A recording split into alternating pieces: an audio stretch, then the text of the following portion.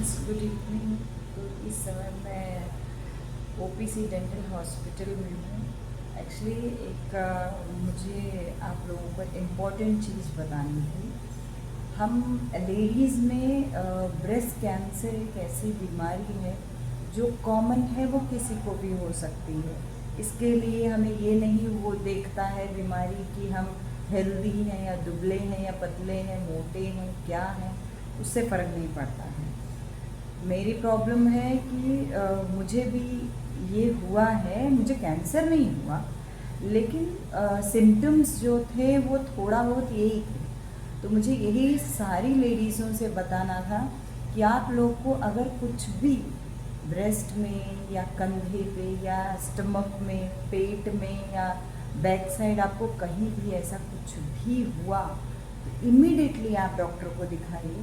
क्योंकि हम औरतें हैं, थोड़ा सा अपने आप को निगलेक्ट करते हैं, थोड़ा सा अवॉइड करते हैं कि जाने दो, थोड़ा सा है, इतना बर्दाश्त कर लेंगे। लेकिन कभी बर्दाश्त मत कीजिए, क्योंकि ये जो बीमारियां होती हैं ये बहुत कॉमन है। थोड़ा थोड़ा करके आपके अंदर ये अपना घर बना देती हैं।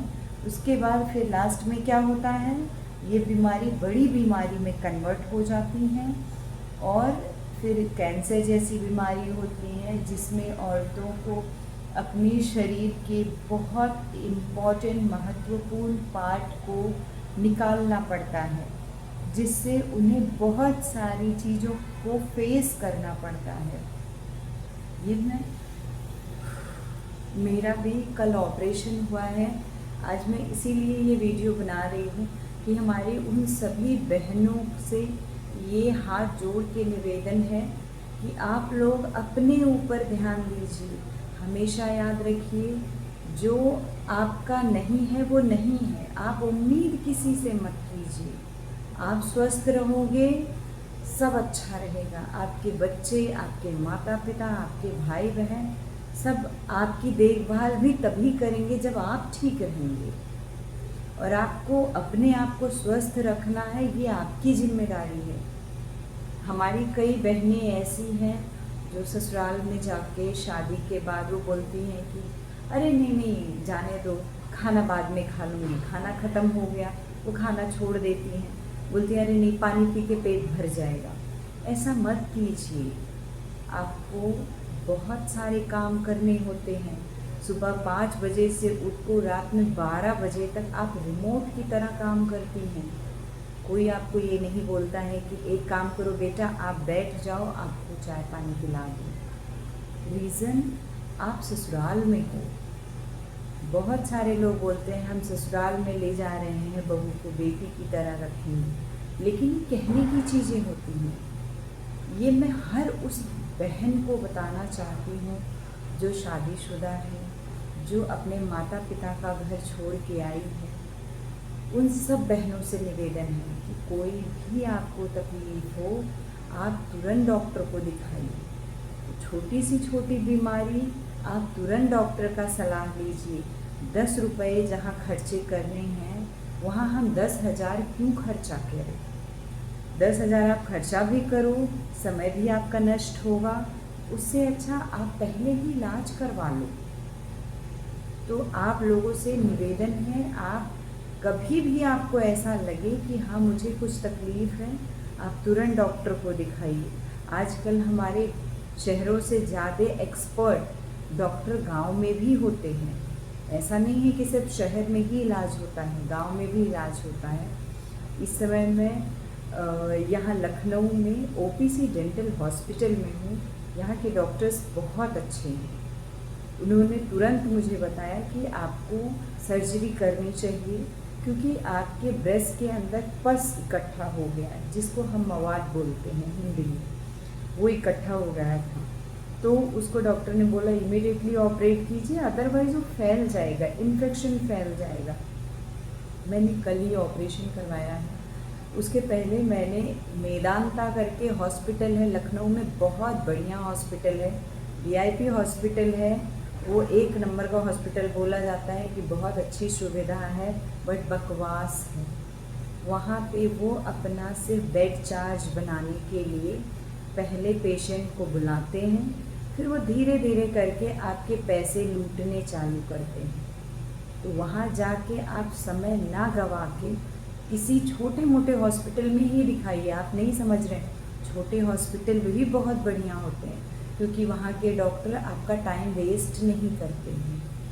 बड़े हॉस्पिटल की प्रॉब्लम है, वो आपको बुलाएंगे, पहले ट्रीटमेंट देंगे, उनका अपॉइंटमेंट पहले तो इतना महंगा रहता है जहाँ पे हम अफोर्ड नहीं कर सकते, बिकॉज हम लोग मिडिल फैमिली से बिलोंग करते हैं।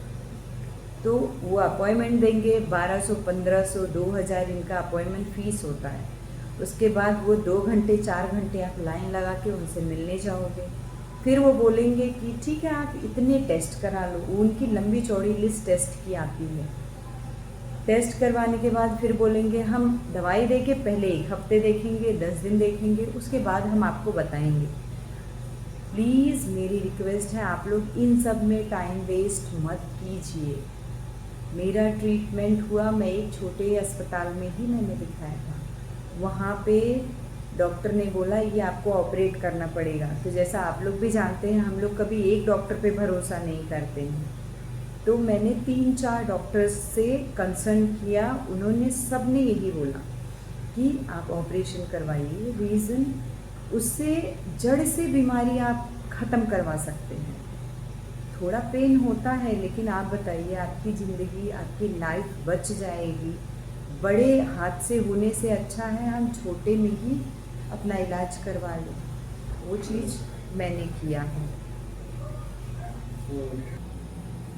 फ्रेंड्स, आप लोगों से बस यही रिक्वेस्ट है कि कभी भी आप लोग, अगर आपकी बॉडी में किसी भी प्रकार की तकलीफ़ है तो आप फ़ौरन डॉक्टर को दिखाइए, क्योंकि ये बहुत अर्जेंट है। ये हमारे बॉडी पार्ट्स में इतने नुकसान करते हैं ना, कोई भी तकलीफ़ हुआ आप तुरंत डॉक्टर से मिलिए। फैमिली सपोर्ट है नहीं है वो अलग बात है, लेकिन आपकी बॉडी है, आपको ध्यान रखना है। मेरा प्रॉब्लम था, मेरे हस्बैंड ने, मेरी फैमिली ने, सब ने फुल सपोर्ट किया। सब ने बोला तुरंत आप डॉक्टर को दिखाओ, जो कि मैंने सोचा था जाने दो, इग्नोर करते हैं, लेकिन ये इग्नोर वाली चीज़ें नहीं हैं। मेरे हस्बैंड ने, मेरे इन-लॉज़ ने, मेरे माता पिता ने, सब ने फुल सपोर्ट किया। सब ने बोला तुरंत हॉस्पिटल में दिखाओ। हमने बड़े हॉस्पिटल्स में, छोटे हॉस्पिटल में, सारे में दिखाया, सब में यही आया कि आप सर्जरी करवा लो, जो मैंने किया। तो आप लोगों से भी रिक्वेस्ट है कि कभी भी ऐसा हुआ तो आप अपने आप को स्वस्थ रखिए, आप तुरंत डॉक्टर की सलाह लीजिए, तुरंत जो भी हो सके आप करिए। आप ये मत समझिए मैं गांव में हूँ या मैं शहर में हूँ, मैं डॉक्टर को नहीं दिखा सकती। अपने शरीर का ध्यान आपको खुद रखना है, कोई दूसरा नहीं करने वाला है। क्योंकि हम औरतों को घर के इतने काम होते हैं, हमारे खुद के लिए हमें टाइम नहीं मिलता है।